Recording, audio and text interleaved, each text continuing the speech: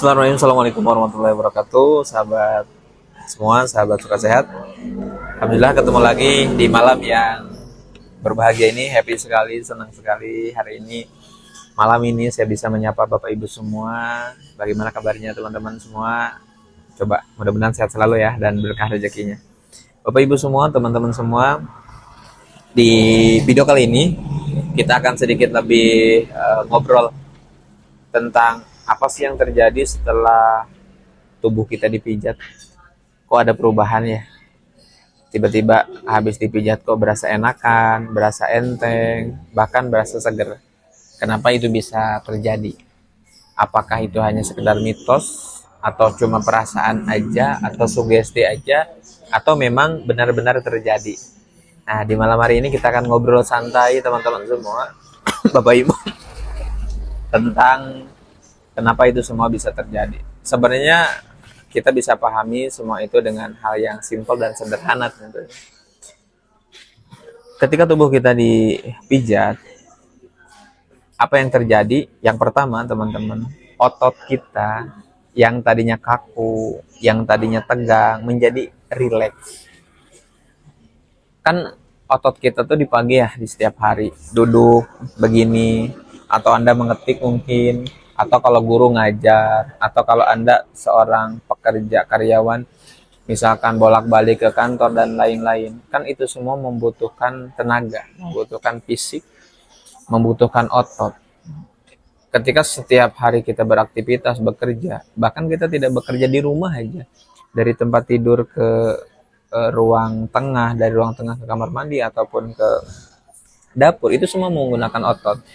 Dan makanya tidak heran orang ketika aktivitasnya padat, kegiatannya sibuk gitu ya, ataupun memang sangat padat sekali, maka biasanya orang selepas capek kan pada pegel-pegel, pada sakit-sakit. Nah itu tuh kenapa terjadi? Ya karena otot kita tuh dipakai. Maka ketika otot kita dipakai teman-teman, ketika tubuh kita gunakan, kita pakai dalam arti beraktivitas ya, maka otot dan tubuh kita tuh merasa, oh ada sesuatu yang nggak bener nih, ada sesuatu yang nggak nyaman nih, bener nggak? Maka ketika dipijat, ketika diterapi, tubuh kita menjadi jauh lebih enakan, lebih ringan, dan itulah yang terjadi terhadap otot kita yang tadinya tegang kaku, diterapi, dipijat, merasa lebih enakan. Itu yang pertama. Yang kedua, otot dan saraf itu adalah sesuatu yang saling berkaitan satu sama lain. Otomatis ketika ototnya yang tadinya kaku jadi rileks, sarafnya juga sama. Yang tadinya stres, tegang menjadi lebih adem. Ini bahasa saya ya, menjadi lebih terkontrol. Makanya banyak orang yang mungkin aktivitasnya bukan fisik ya. Misalkan berpikir di kantor, CEO atau manajer dan lain-lain, kan dia nggak bekerja fisik, tapi otak dan pikirannya bekerja. Kadang stres, ketika stres apa yang terjadi? Badannya terasa pegel, kaku, sakit-sakit. Nah itu bisa aja sarafnya. Nah saraf juga terpengaruhi oleh kesetresan tadi ya. Maka banyak orang yang ketika kaku, ketika stres, ketika badannya nggak enak-enak, maka apa yang terjadi? Dia juga diterapi, dipijat. Selepas itu yang mau terjadi ya lebih adem kan. Makanya banyak orang yang saya nggak bisa tidur, tapi ternyata ketika dia habis dipijat tidur, atau bahkan saat proses pijat itu sendiri dia menjadi tidur teman-teman. Nah itu kenapa itu bisa terjadi? Karena si sarafnya yang tadinya stres, tegang itu melembek, terurai ke zona seharusnya. Itulah yang terjadi. Maka teman-teman semua, Bapak Ibu semua, ketika badan kita udah mulai gak nyaman, pegel, kaku, sakit-sakit, mohon maaf, jangan nunggu nanti deh, ntar deh.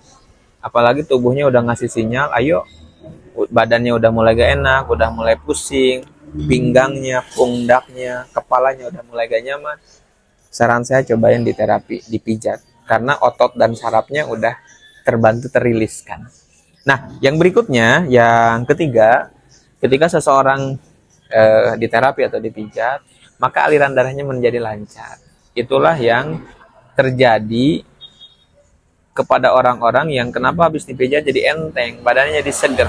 Karena aliran darahnya mengalir seperti sedia kala atau memang seharusnya. Sok boleh kita jujur, apapun jenis pengobatannya, apapun jenis terapinya, apapun obatnya, apapun herbalnya, pasti tujuan utamanya adalah bagaimana aliran darah itu mengalir atau melancarkan peredaran darah. Tujuannya apa? Ya tujuannya supaya sirkulasi darah dalam tubuh kita itu mengalir dengan sempurna.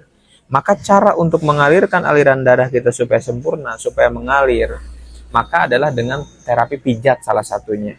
Karena begini, jujur saja, orang-orang yang mohon maaf punya penyakit atau punya keluhan stroke, yang istilahnya mati rasa atau memang baal kebas, pikiran saya sederhananya aliran darahnya nggak lancar. Simpelnya seperti itu. Maka kita yang punya rasa, nggak ada masalah, nggak ada kebas-kebas, ini tuh aliran darahnya lancar dan ngalir.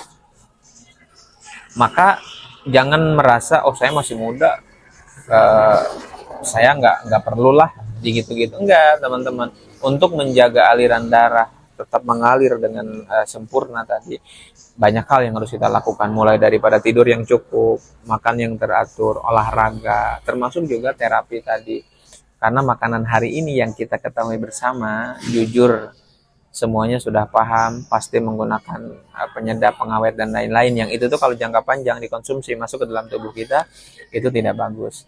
Maka salah satunya bisa dengan terapi aliran darah, sirkulasi darah yang tadi nyumbat-nyumbat dikit, lancar lagi. Jadi jangan heran, jangan kaget, bukan sulap ya, bukan mitos, orang habis dipijat merasa enak, merasa enteng. Seperti itu, mudah-mudahan Bapak Ibu semua yang ada di rumah, yang nonton video ini merasa ketika ada keluhan langsung cepat gitu, cepat untuk menyelesaikannya, cepat untuk ini nggak enak nih badan saya, saya harus segera mungkin nih